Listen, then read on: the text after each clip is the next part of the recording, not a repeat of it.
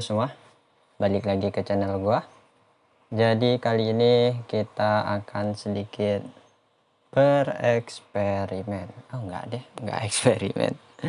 Jadi kita kembali lagi ke pembahasan game wibu kita, itu adalah Grand Cross Eye of Titan. Jadi di game ini, untuk kalian yang masih penasaran mengenai hero baru apa sih yang akan muncul gitu, jadi buat kalian yang baru main game, dari total 45 hero sebelumnya itu yang udah gua bikin videonya, jadi sekarang ada hero baru untuk pengganti Elisa. Jadi nanti top event tak terkalahkan itu hadiahnya bakalan diganti ke Elisa, ke hero yang baru. Jadi kita langsung aja cek hero baru apa sih yang gua maksud dari tadi, ke bagian hero. Dan ya, mana hero yang baru ya, di sini ada dua hero baru.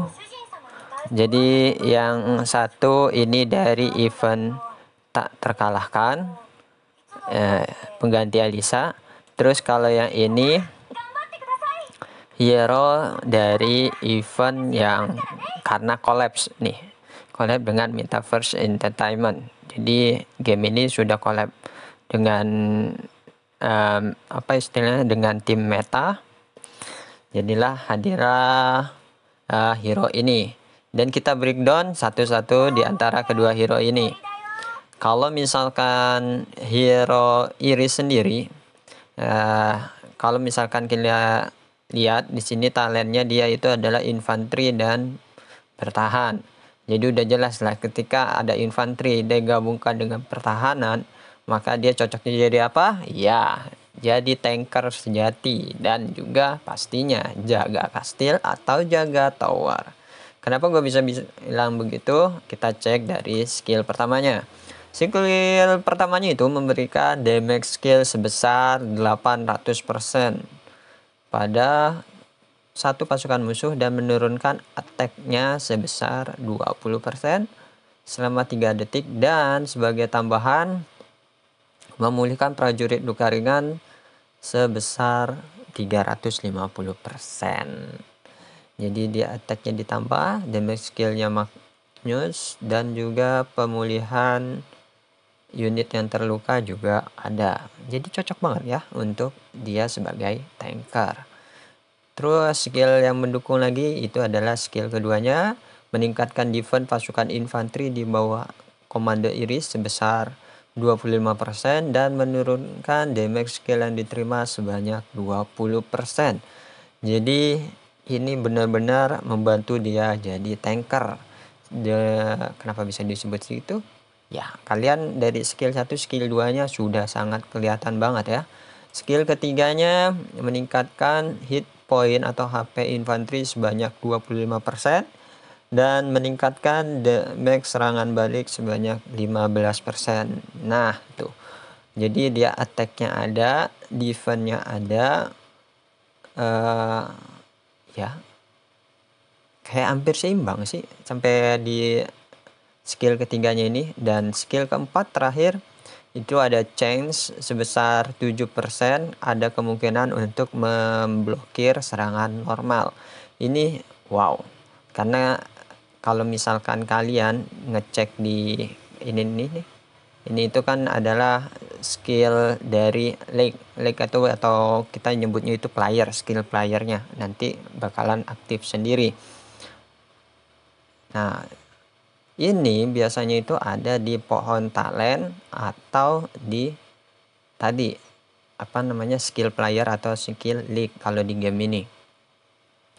Dan skill keempatnya atau versi awakeningnya itu meningkatkan efek pemulihan di bawah komando Iris sebanyak 15%, dan meningkatkan efek pemulihan tambahan sebesar 30% saat sisa prajurit komando di bawah 50% atau kurang.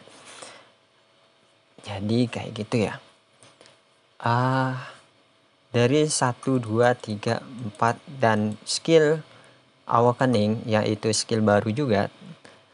Ini Iris ini termasuk hero yang imbang ya, maksudnya attack-nya ada, defense-nya ada, terus kedua untuk pemulihannya juga ada.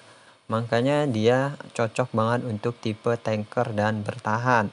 Dan kalau misalkan kalian punya hero ini, gua sangat rekomendasikan hero ini untuk penjaga kastil atau di battlefield dia sebagai tankernya. Jadi yang memang kalian taruh di depan dan kalian bisa apa istilahnya, ngebogem pasukan kalian dengan pasukan utama kalian yang lebih banyak damage seperti archer atau pasukan max yang lain. Jadi cocok sekali si hero Iris ini jadi pimpinan infanteri yang ada di depan sebagai tembok kalian untuk melindungi pasukan range kalian yang mungkin kalian sebagai range user, tapi nggak masalah untuk istilahnya mulai berinvestasi kepada Iris ini.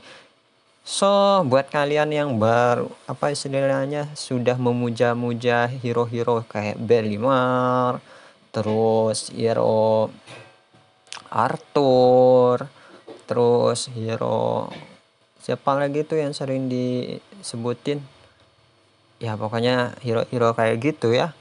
Nah sekarang kalian kemakan kan ya, jadi di edisi nanti di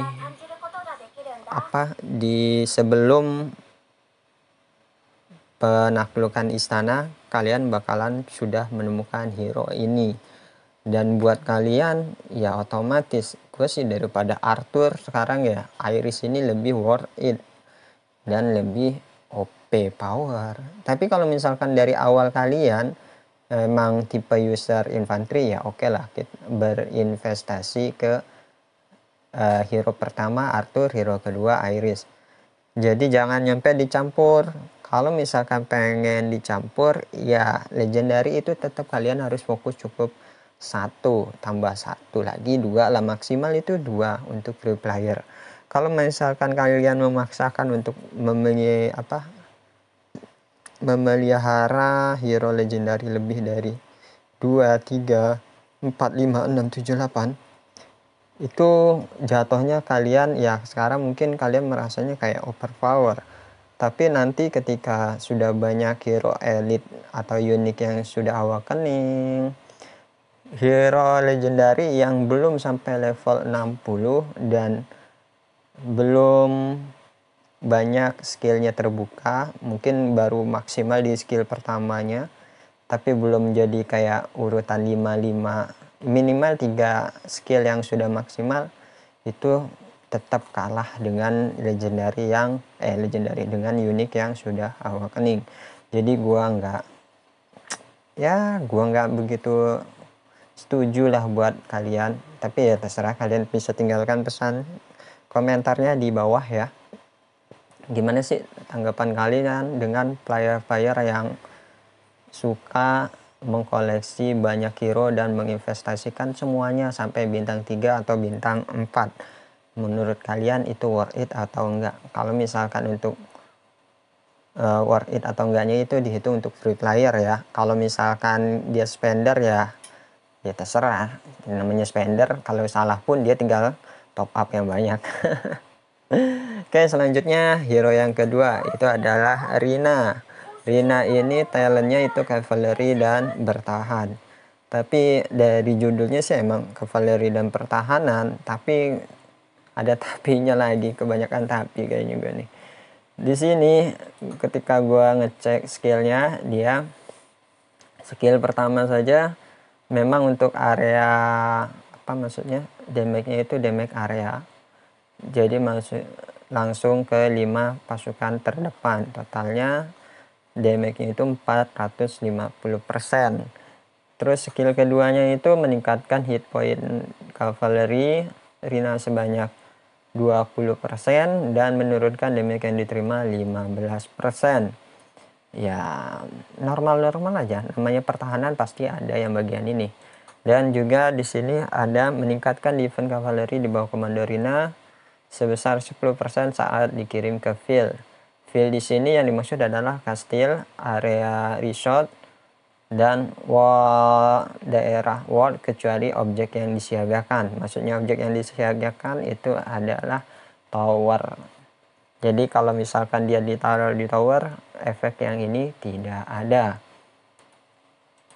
Terus nomor skill ketiganya itu skill keempat adalah ada change sebanyak 20% untuk memberikan damage sebesar 250 attack pada satu pasukan musuh saat menyerang, dan menurunkan penggunaan mana target. Jadi mana targetnya itu dikurangi sebanyak 250. Singkatnya ini skill itu bikin pasukan musuh kalian kena damage tambahan sampai 250%. Kan tadi yang skill pertama untuk 5 pasukan, nanti salah satunya itu bakalan kena damage tambahan 250% dengan peluang itu hanya 1:5. Dan juga di sini menurunkan mananya. Jadi penggunaan mananya yang misalkan sudah hampir dikit lagi mau ngeluarin ultimate skillnya digagalkan dengan skill nomor 4 dari Rina ini. Dan skill nomor 5 nya atau yang di awakening itu ada di skill nomor 3 nya di awakening. Nah, di awakening jadi meningkatkan defense-nya sebanyak 40% saat dikirim ke field, dan meningkatkan damage, ada tambahannya lagi, meningkatkan damage serangan baliknya, counter damage-nya sebanyak 15%. Tapi tetap ketika Rina ini ditaruh di dalam tower itu dia nggak ada gunanya. Jadi skill ketiganya ini anggap tidak ada, dan skill awakeningnya juga tidak bermanfaat kayak gitu. Dan menurut Anda ini bagus atau tidak? Menurut gua sih enggak, karena jatuhnya ini dia adalah cavalry. Kalau cavalry gua lebih cocok cavalry yang tipe single target. Jadi attack yang lebih tinggi itu lebih baik. Namanya juga cavalry, tapi beda dengan tipe range. Kalau tipe range AEO itu lebih diuntungkan, maksudnya namanya juga pemanah, serangan yang istilahnya tipenya itu area luas itu sangat bagus dan sangat dianjurkan. Tapi kalau tipe-tipe penyerang jarak dekat seperti cavalry atau istilahnya seperti infanteri, gua nggak begitu recommended dengan hero-hero yang tipe AEO di situ. Kalau misalkan infanteri, gua lebih cocok ke durability karena memang infanteri itu lebih durable, jadi harus yang tahan banting. Sedangkan untuk cavalry dia yang bisa tahan banting sedikit tapi attack-nya juga harus lebih banyak, utamakan ke yang single target saja gitu ya, daripada yang double target atau banyak target.